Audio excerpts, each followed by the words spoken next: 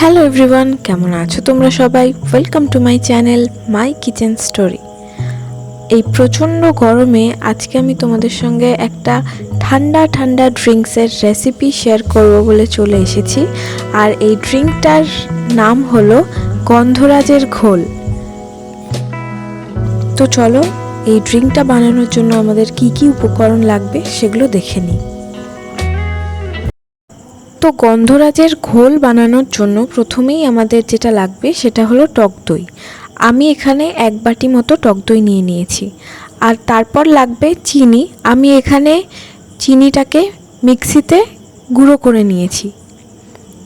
এরপর আমাদের লাগবে বিট নুন, গন্ধরাজ লেবু তো লাগবেই, আর লাগবে গন্ধরাজ লেবুর স্কিনটা, মানে এটাকে জেস্ট বলা হয়। গন্ধরাজ লেবুকে একটা গ্রেটার দিয়ে গ্রেট করে নিলেই কিন্তু এই জেসটা তৈরি হয়ে যায়। এরপর আমি এখানে নিয়ে নিয়েছি চাট মশলা। এইবার আমি এখানে একটা মিক্সিং বোল নিয়ে নিয়েছি, আর এর মধ্যে আমি সমস্ত উপকরণগুলো দিয়ে খুব ভালো করে মিক্স করে নেব।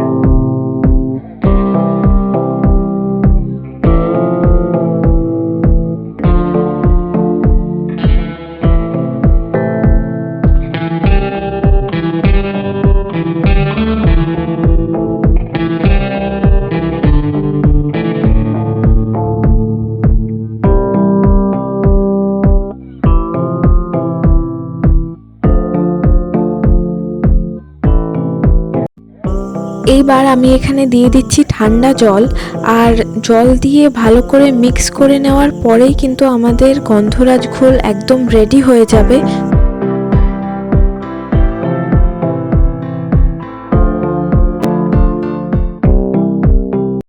তো বন্ধুরা, আমাদের গন্ধরাজ ঘোল কিন্তু একদম রেডি হয়ে গেছে, আর সার্ভ করা হচ্ছে এখানে, তোমরা দেখতেই পাচ্ছ।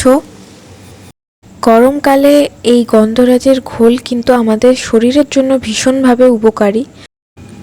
গন্ধরাজ লেবু এবং দই দুটোই কিন্তু আমাদের স্কিনের পক্ষে ভীষণভাবে উপকারী। আর এছাড়াও আমাদের ডাইজেশন সিস্টেমটাকে ইমপ্রুভ করতে সাহায্য করে, আমাদের ইমিউনিটি বুস্ট করে, ওয়েট লস করতে সাহায্য করে, ড্যান্ড্রফ কমাতে সাহায্য করে, এছাড়াও আরও অনেক গুণ আছে। তো আমাদের গন্ধরাজের ঘোল কিন্তু রেডি অ্যান্ড সার্ভড।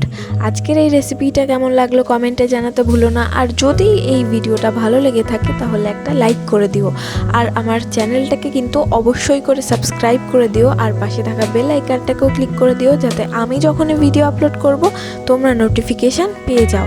দেখা হচ্ছে পরের কোনো রেসিপি নিয়ে, ততক্ষণের জন্য টাটা।